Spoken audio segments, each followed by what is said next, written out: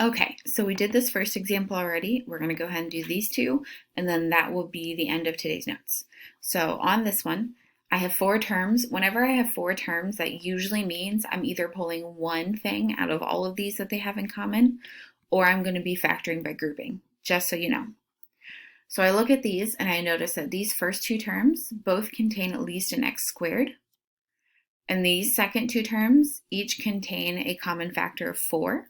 So I'm going to go ahead and group them that way and see if I can get them to come out with the same factor left over like I had up here. It won't always work, or you might try one way the first time and it doesn't work, so you have to try regrouping a different way the second time. Okay, so I go ahead and group them the way I wanted to. Again, these are both negative, so I take a negative out of those. I always pretty much like to have addition, or I like to have both of these groupings to contain the same operation on the inside. So because this one was a plus, I wanted this one to be a plus. So I grouped them. I notice I can take an x squared out of both of these. So I take the x squared out and I'm left with 3x plus 2. I can take a 4 out of both of these. So I take a 4 out and I'm left with 3x plus 2.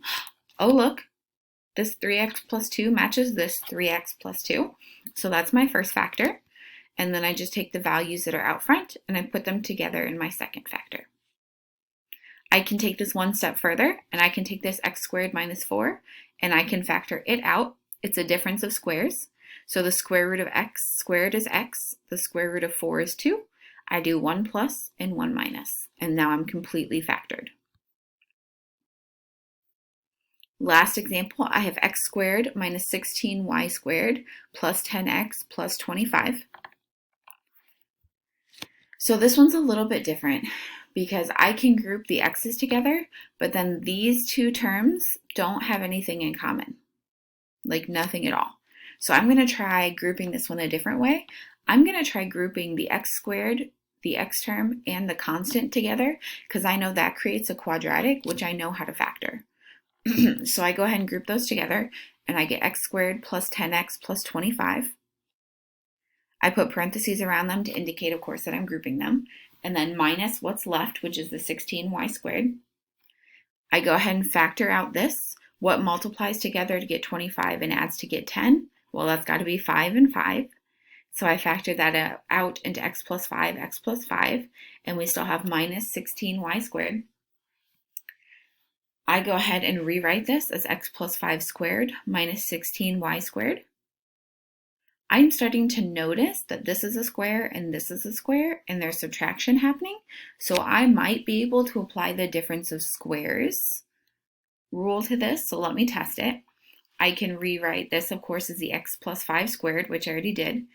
Now I'm going to take this.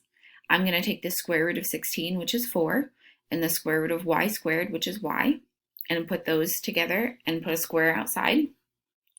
Now I have this squared minus this squared, which means I can factor it into the square root of this first term plus the square root of the second term times the square root of the first term minus the square root of the second term.